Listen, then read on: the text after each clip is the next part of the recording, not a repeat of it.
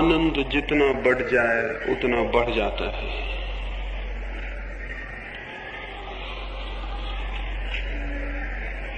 जो मुझे दिखाई पड़ता है,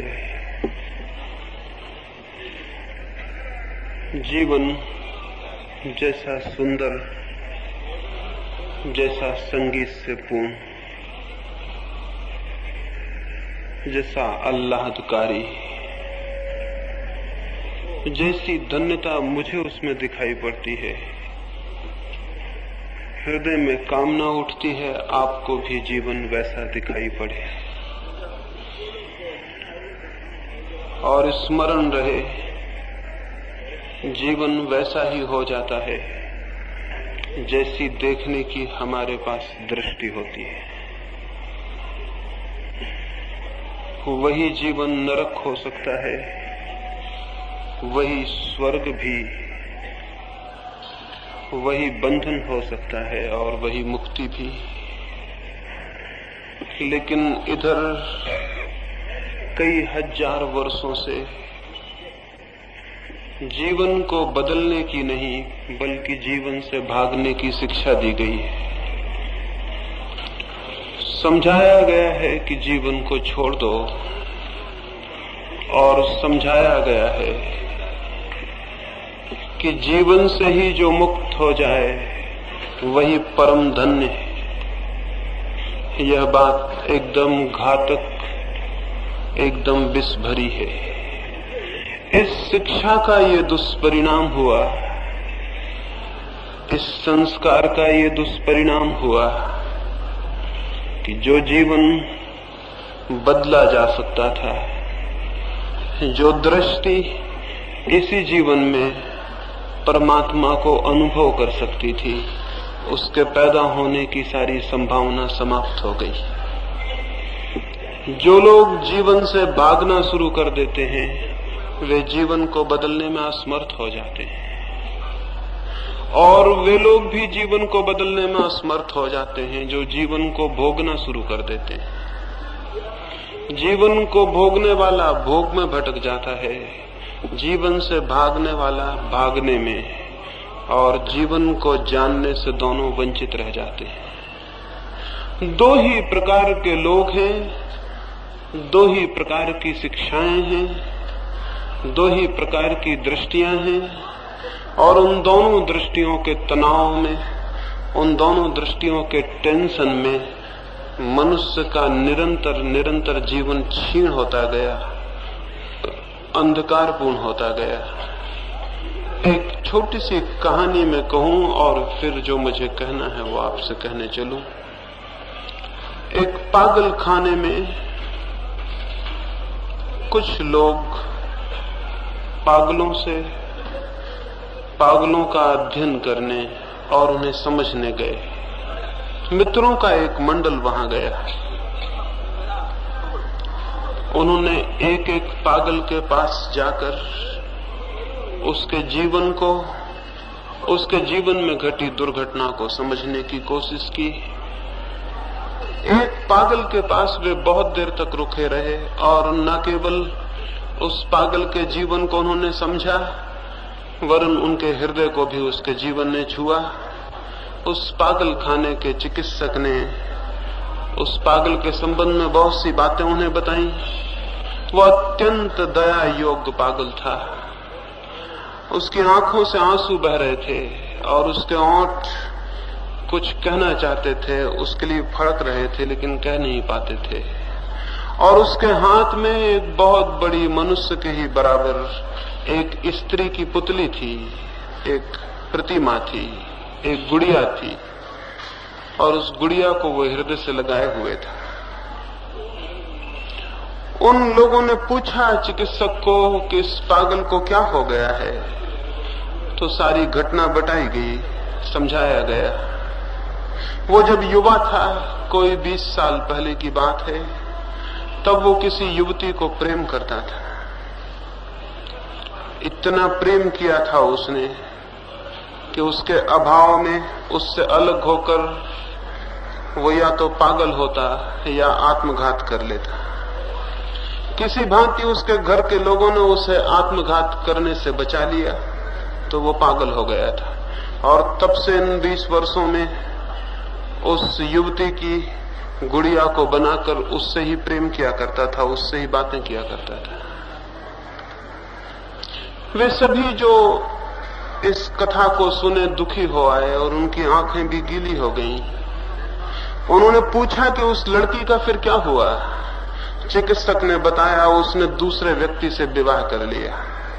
और तब वे आगे बढ़े और दूसरी कोठरी के समक्ष पहुंचे और उस चिकित्सक ने कहा यही वो दूसरा आदमी है।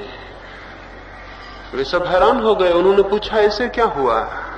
चिकित्सक ने कहा ये उस लड़की से विवाह करने के कारण पागल हो गया। इसने बहुत कोशिश की, इसने मरने की कोशिश की, लेकिन लोगों ने मरने न दिया और तब ये पागल हो गए। वे दोनों ही पागल हो गए। जिसने युवती को प्रेम किया और न पा सका, और वो भी जिसने उसे पा लिया। ये कहानी बहुत अजीब मालूम होगी, लेकिन अधिक लोगों के जीवन में यही कहानी घटित होती है। और एक दो छोटी घटनाएं कहूंगा ताकि मेरी बात का जो प्रारंभ बिंदु है वो आपके ख्याल में आ जाए। एक कारागृह में एक ही सुबह 2 व्यक्तियों को फांसी होने वाली थी। उनमें एक बहुत बड़ा पापी था, जिसको हम पापी कहते हैं, जिसने जीवन में जो भी बुरा था सब किया था और जीवन के सब भांति के कड़वे अनुभव लिए थे। और दूसरा एक पुरोहित था, एक पादरी था, एक सन्यासी था। वो राज्यद्रोह में पकड़ा गया था। उसने कोई पाप कभी नहीं किया। जहां जहां पाप की छाया था वो वहीं वहीं से दूर रहा। उसने जीवन को अत्यंत पवित्रता में और प्रार्थना में व्यतीत किया था। उन दोनों को फांसी होने वाली थी। जो उस कारागृह का पुरोहित था, मरने के पहले लोगों को परमात्मा की याद दिलाने वाला, वो आया। वो पहली कोठरी में गया और उसने उस पापी को कहा कि क्षमा मांगो परमात्मा से, दुखी हो, प्रार्थना करो और पश्चाताप करो। उस पापी की आंखों से आंसू बहने लगे। वो रोने लगा और उसने कहा कि हे परमात्मा, क्षमा कर उन पापों के लिए जो मैंने किए, और मुझे बल दे कि अगले जन्म में उन पुण्यों को जिन्हें मैं करना चाहता था, उनके करने की शक्ति और संकल्प पा सकूं। वो दुखी था जो पाप उसने किए उनके लिए, और दुखी था उन पुण्यों के लिए जो वो नहीं कर पाया। उसको प्रार्थना करवाकर पुरोहित दूसरी कोठरी में गया। वहां एक दूसरा पुरोहित बंद था। उसकी आंखों से भी आंसू बहते थे। पादरी ने उसे कहा कि क्षमा मांगो, जीवन में तुमने जो भूलें की हैं और पश्चाताप करो। उस पुरोहित ने कहा, मेरे मित्र, जरूर मैं पश्चाताप कर रहा हूं, लेकिन उन पापों के लिए नहीं जो मैंने किए, बल्कि उन पापों के लिए जो मैं नहीं कर पाया। मैं दुखी हो रहा हूं उन पापों के लिए जो मैं नहीं कर पाया और कर सकता था। मृत्यु के इस क्षण में वे सब पाप मुझे याद आ रहे हैं जो मैं कर लेता। हो सकता था उनमें आनंद होता। हो सकता है मैंने जीवन व्यर्थ गंवाया। और उसने कहा कि मेरे मित्र, तुम अभी युवा हो और तुम भी उसी मार्ग पर हो जिस पर मैं गया। मैं तुमसे प्रार्थना करूंगा कि मैं तो मर रहा हूं, लेकिन तुम पाप करने से मत चूकना, क्योंकि जो पाप करने से चूक जाता है बाद में पछताता है। वो युवा पादरी बहुत हैरान हुआ। पास में ही कोठरी में एक पापी पछता रहा था उन पापों के लिए जो उसने किए, और पास में ही एक पुरोहित पछता रहा था उन पापों के लिए जो वो नहीं कर पाया। जीवन दोनों ही तरह से उलझ जाता है। ये दो जीवन के रूप करीब करीब हर मनुष्य के सामने विकल्प होकर खड़े हो जाते हैं। एक रास्ता है जीवन में वासनाओं को भोगने का, उनमें डूब जाने का। एक रास्ता है उनसे भाग जाने का, उनके प्रति पीठ मोड़ लेने का।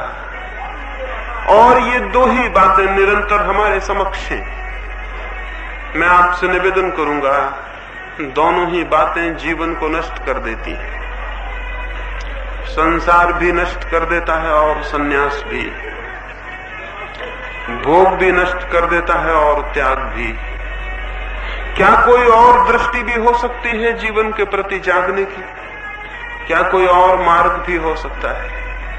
उसकी मैं चर्चा करूंगा, लेकिन इसके पहले कि मैं उसकी चर्चा करूं, ये कह देना, ये समझ लेना जरूरी होगा कि ये दोनों मार्ग क्यों जीवन को नष्ट कर देते हैं। भोग का मार्ग क्यों जीवन को नष्ट कर देता है? जीवन भर इच्छाओं और वासनाओं के पीछे दौड़कर जीवन क्यों समाप्त हो जाता है? हाथ क्यों रिक्त रह जाते हैं और खाली? कोई उपलब्धि, कोई प्राप्ति, प्राणों का कहीं पहुंचना क्यों नहीं हो पाता? नहीं हो पाता, ये तो हम जानते हैं अपने अनुभव से भी, औरों के अनुभव से भी। मनुष्य जाति के हजारों वर्ष के अनुभव यही कहते हैं, नहीं पहुंचना हो पाता। वासना में जितना दौड़ते हैं, जितना डूबते हैं, मन और रिक्त और खाली होता चला जाता है। मन भरता नहीं, मन पूर्णता को नहीं पाता। मन और भी खाली और रिक्त हो जाता है, और रिक्त मन ही दुख है। रिक्त मन आकांक्षाओं और प्यासों और अभीप्साओं से भरा हुआ मन, लेकिन जिसकी पूर्ति कुछ भी न हो पाई हो, ऐसा मन दुख और संताप है। लेकिन कुछ भी करें, कुछ भी पालें, कैसे भी दौड़ें, जीवन में कोई भी उपलब्धि बन जाए, फिर भी ये मन तो भरता नहीं। आज तक किसी का भी भरा नहीं। एक सुबह एक राजा के महल के द्वार पर बड़ी भीड़ थी। भीड़ बढ़ती ही गई, सुबह से सांझ हो गई, धीरे धीरे पूरी राजधानी ही राजमहल के द्वार पर इकट्ठी हो गई। एक बड़ी उपद्रव की बात हो गई थी, एक बड़ी उलझन की बात हो गई थी। सारा गांव उत्सुक हो गया था, राजा बड़ी मुसीबत में पड़ गया था। सुबह सुबह एक भिक्षु ने उसके दरवाजे पर भिक्षा मांगी थी। राजा ने उससे कहा था कि तुम पहले याचक हो, जो भी मांगोगे मैं दे दूंगा। भिक्षुक ने कहा एक बार सोच लें, क्योंकि ऐसा भी हो सकता है कि न दे पाएं। ऐसे में कोई बड़ी मांग लेके नहीं आया हूं, देखते हैं मेरा भिक्षा पात्र बहुत छोटा है, इससे ज्यादा मांगूंगा भी तो रखूंगा कहां। इसलिए घबराए ना, मांगूंगा तो छोटी बात, लेकिन हो सकता है उसे भरने में राजा भी कमजोर पड़ जाए, छोटा पड़ जाए।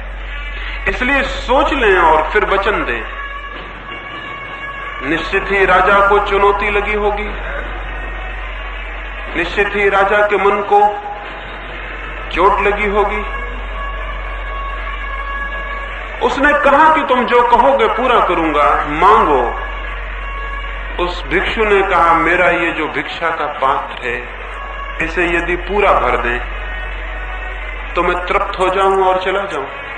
राजा ने कहा ये कौन बड़ी बात है, ये कौन कठिनाई की बात है। एक राजा के लिए, एक सम्राट के लिए किस चीज से तुम चाहते हो कि इसे मैं भर दूं? उस भिक्षु ने कहा ये मेरी कोई मांग नहीं, बस मेरा पात्र भर जाए, इतना काफी। राजा ने कहा छोटा सा पात्र है, अपने खजांचियों को कहा कि जाओ हीरे जवाहरातों से भर दो। उसके पास तिजोरियां थी अकूत, उसके पास धन था जो कभी गिना नहीं जा सका, उसके पास दौलत थी जिसका कोई हिसाब न था, उसका राज्य था जिसकी कोई सीमाएं न थी। सोचा कि क्या भिक्षा पात्री जब कोई भिक्षु लेके आ गया है और पूरे भरने की मांग की है तो क्या अनाज के दानों से भरूं। तो उसने भर दिया पूरा भिक्षा पात्र, भरने की कोशिश की। उसी कोशिश में सांझ हो गई थी, उसकी सारी तिजोरियां खाली होती गईं। वो भिक्षा पात्र बड़ा अजीब था, वो भरता ही ना था। धीरे धीरे उसके अकूत खजाने खाली हो गए और संध्या की जब उदासी उतरने लगी नगर पर, तब राजा के महल में भी घनघोर अंधकार छा गया। वो भिक्षा पात्र भरता ही ना था। सुबह से सांझ हो गई थी, जितनी संपत्ति राजा के पास थी वो डाल चुका था और वो भिक्षु खड़ा था और राजधानी के लोग इकट्ठे होते चले गए थे। अजीब थी बात, भिक्षुक बड़ा साबित हो रहा था सम्राट से। हमेशा ही ऐसा हुआ है, भिक्षुक हमेशा सम्राट से बड़ा है। सम्राट चुक जाए लेकिन भिक्षुक का मन कभी भरता नहीं, वो भिक्षु का पात्र भी नहीं भरता था। आखिर राजा ने कहा क्षमा कर दो, भूल हो गई। भिक्षुक ने कहा पहले ही कह देते तो इतनी देर मुझे क्यों खड़ा रहने पड़ता। इतना ही तो कहना था कि नहीं भर सकूंगा, मैं चला जाता। राजा ने कहा लेकिन जाते समय इतना बता जाओ, ये पात्र कैसा है, ये कैसा मैजिक, ये कैसा जादू का पात्र है, ये भरता क्यों नहीं। उस भिक्षु ने कहा इसमें कुछ रहस्य नहीं, एक मनुष्य की खोपड़ी से इसे मैंने बनाया है, इसमें कोई जादू नहीं।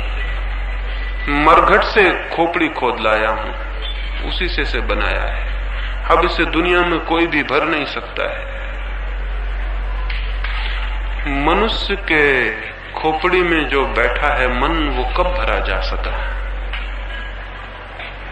कौन सा मनुष्य का मन भरा जा सका है, कब भरा जा सका है। और क्या पता है कि मन बिल्कुल भिक्षुक है। मन एकदम मांगता ही चला जाता है, मांगता ही चला जाता है। मन के मांगने का कोई अंत नहीं आता। कितना ही मिल जाए तो भी मांग समाप्त नहीं होती है। एक फकीर अकबर से मिलने गया था। उसके मित्रों ने उससे कहा था कि अकबर से कहो इतना तुम्हें प्रेम करता है तो हमारे गांव में एक छोटा सा स्कूल, एक मदरसा खोल दे। तो वो फकीर गया। जब वो पहुंचा तो अकबर सुबह की नमाज पढ़ रहा था। वो फकीर पीछे खड़ा हो गया मस्जिद में। नमाज पूरी हुई, अकबर ने दोनों हाथ उठाए और कहा कि हे परमात्मा, मेरे राज्य को और बढ़ाकर, मेरे खजानों को बढ़ाकर, मेरे धन को बढ़ा, मेरी दौलत को बढ़ा। वो फकीर हैरान हो गया। उसने कल्पना न की थी कि अकबर भी मांगता होगा। वो वापस लौटने लगा सीढ़ियों से। अकबर उठा तो उसने देखा, उसने चिल्लाया कि कैसे आए और कैसे वापस लौट चले। उस फकीर ने कहा मैंने सोचा मैं बादशाह से मिलने जाता हूं, पाया यहां भी एक फकीर बैठा है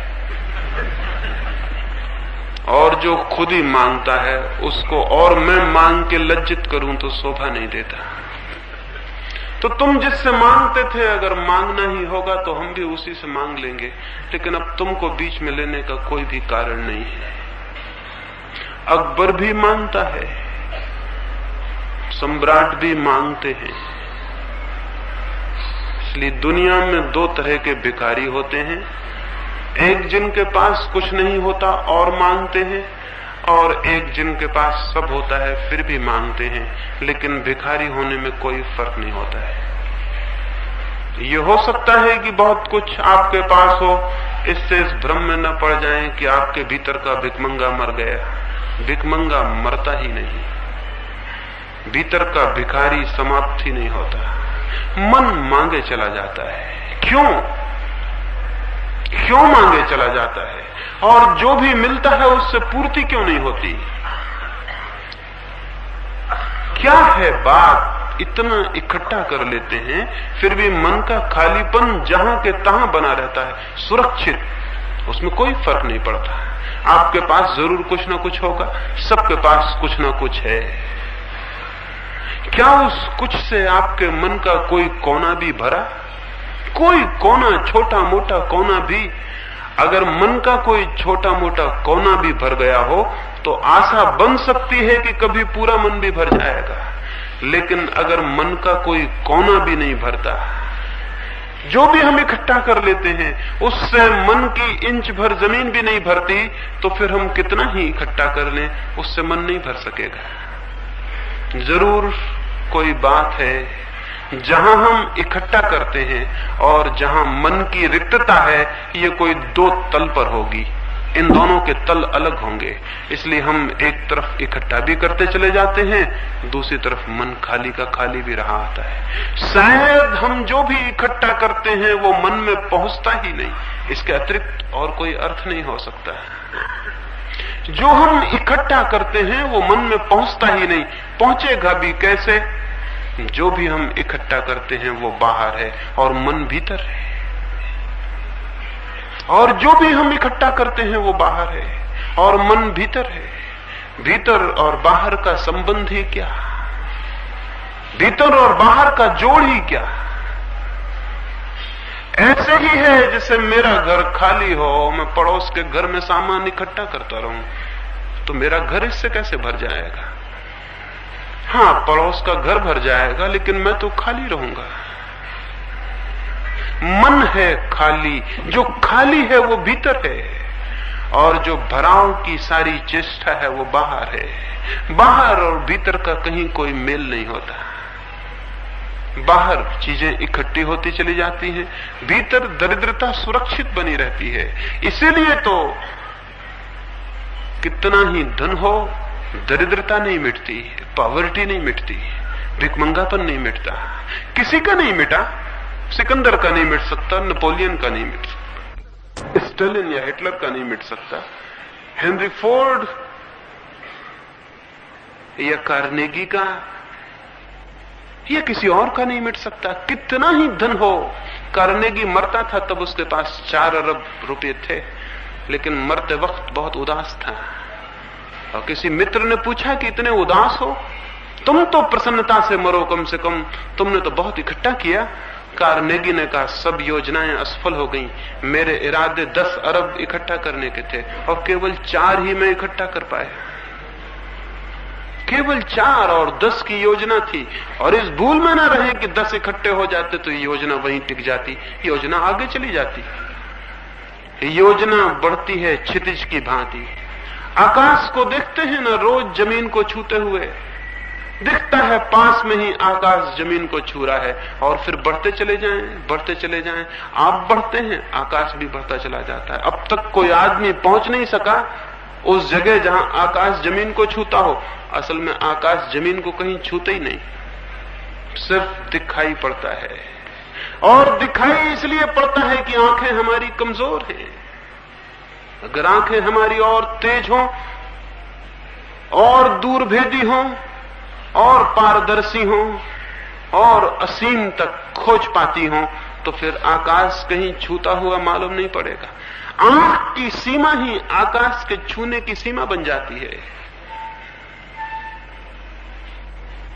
ऐसे ही जैसे जैसे हम आगे बढ़ते हैं वासना में, भोग में, इच्छा में, वो जो डिजायर, वो जो वासना है, आगे बढ़ती जाती है, और लगता है कि थोड़ी दूर और आगे चलें तो मिलना हो जाएगा। लेकिन कितने ही आगे बढ़ जाएं, फासला उतना ही होता है जितना था।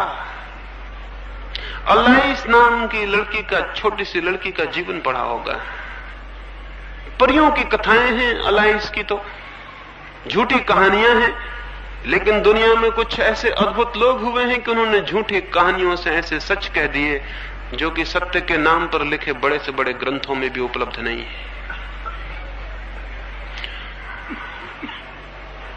और सत्य के नाम से लिखे ग्रंथों पर तो बहुत झगड़े हो गए हैं, लेकिन छोटी छोटी कहानियों में कुछ लोग कह गए हैं जिन पर कोई झगड़ा नहीं हुआ, और इसलिए आज भी उन कहानियों में छिपी हुई सच्चाइयां बड़ी बड़ी अद्भुत रूप से ताजी और जिंदा है। अभी उन पर कोई खून खच्चर नहीं हुआ, अभी उन पर कोई मस्जिद और मंदिर नहीं बने, अभी पंडित और पुरोहित ने कोई लड़ाई नहीं लड़ी।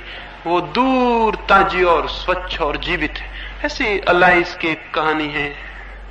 वो स्वर्ग में पहुंच गई परियों के देश में, और वहां जमीन से गई परियों के देश तक तो जरूर थक गई होगी, कौन नहीं थक जाता है। इतनी लंबी यात्रा, छोटी सी लड़की, वो बहुत थक गई, उसे भूख और प्यास लगाई।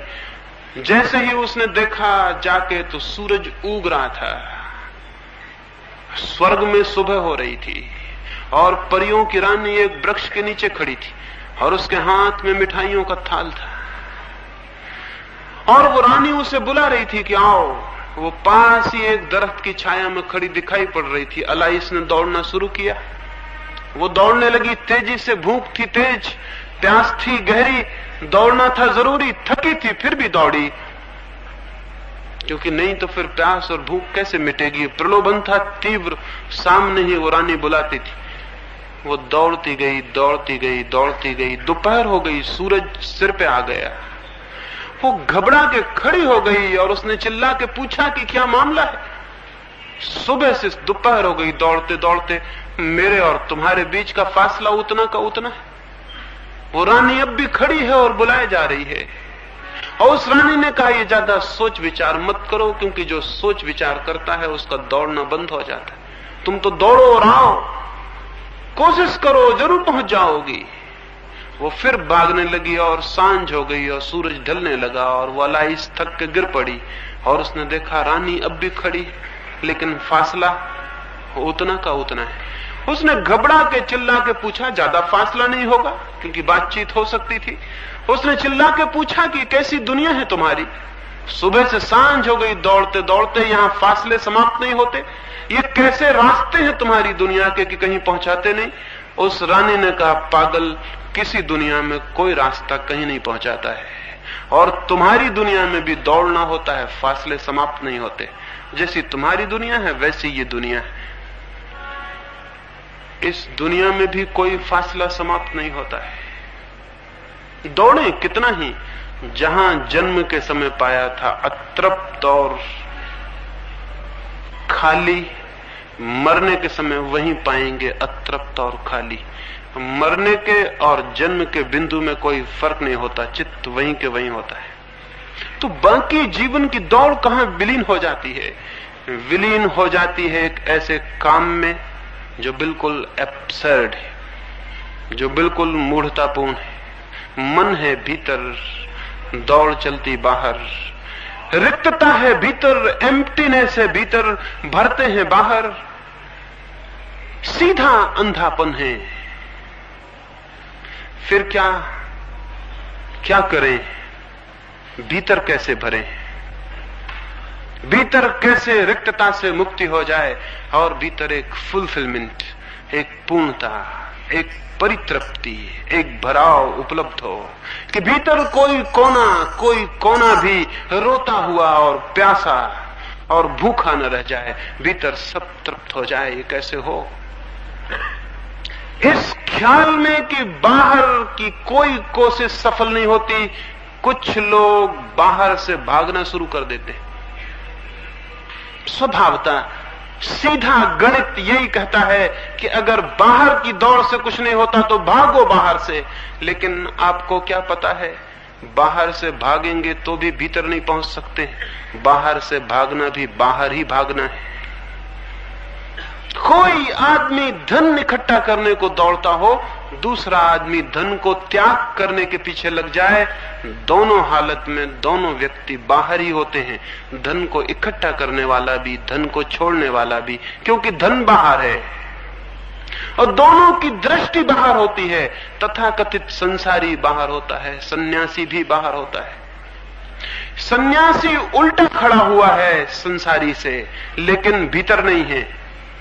एक आदमी अपने मकान के बाहर सीधा खड़ा हुआ है, दूसरा आदमी शीर्षासन कर रहा है, मकान के बाहर ही खड़ा हुआ है, लेकिन इससे वे कोई भीतर नहीं पहुंच जाता। उल्टा खड़ा हुआ आदमी भी बाहर ही होता है, सीधा खड़ा हुआ आदमी भी बाहर होता है, भीतर इससे कोई पहुंचता नहीं। सन्यास, तथाकथित सन्यास, एक प्रतिक्रिया है, एक रिएक्शन है। बाहर सुख नहीं मिलता, बाहर की खोज से कुछ होता नहीं, इसलिए बाहर को छोड़ने के लिए दौड़ने लगो। लेकिन दौड़ोगे कहां? ठीक उल्टी दौड़ शुरू हो जाएगी। कोई स्त्री के पीछे भागता है, कोई स्त्री से दूर भागता है। लेकिन जो स्त्री के पीछे भागता है वो भी स्त्री का चिंतन करता है, और जो स्त्री से दूर भागता है वो भी स्त्री का चिंतन करता है। दोनों के चित्त स्त्री में अटके होते हैं, और स्त्री हो तो पुरुष में अटके होते हैं, धन में अटके होते हैं, यश में अटके होते हैं। और जो इस दुनिया के यश और धन से भागने लगता है, इससे उल्टा जाने लगता है, इससे दूर हटने लगता है, पलायनवादी हो जाता है, एस्केप करने लगता है, उसका चित्त किसी परलोक में सुखों की कामना करने लगता है। वो सोचने लगता है कि यहां मैंने स्त्रियां छोड़ी तो स्वर्ग में अप्सराएं मिलनी चाहिए, नहीं तो स्वर्गों की कल्पनाएं कौन करे, और वहां अप्सराओं की कल्पनाएं कौन करे। और यहां मैंने जो कुछ छोड़ा वो मुझे वहां कई गुना ज्यादा होकर मिलना चाहिए। इसलिए उसकी कल्पनाएं, उसकी वासनाएं किसी दूरगामी लोक पर स्थिर हो जाती। लेकिन इससे कोई अंतर नहीं पड़ता। स्वर्ग की खोज भी बाहर है, परलोक की खोज भी बाहर है, और इसलिए न संसारी का मन भरता है और न सन्यासी का मन भरता है। दोनों ही रिक्त और खाली रह जाते हैं। फिर संसारी जिस जिस बात को भोगता है, निरंतर खोजता है जिन जिन वासनाओं को, जितनी उन वासनाओं की पटरी पर उसकी दौड़ होती है, उतनी ही वासनाएं और गहरी और प्रगाढ़ हो जाती। जिन जिन रास्तों से हम बार बार गुजरते हैं वे रास्ते मजबूत हो जाते हैं, वे रास्ते हमारे जीवन के सहज मार्ग हो जाते हैं। फिर उन्हीं रास्तों पर हमें दौड़ना पड़ता है, फिर उन्हीं रास्तों पर हम रोज रोज पुनरुक्त होते हैं, रोज उन्हीं को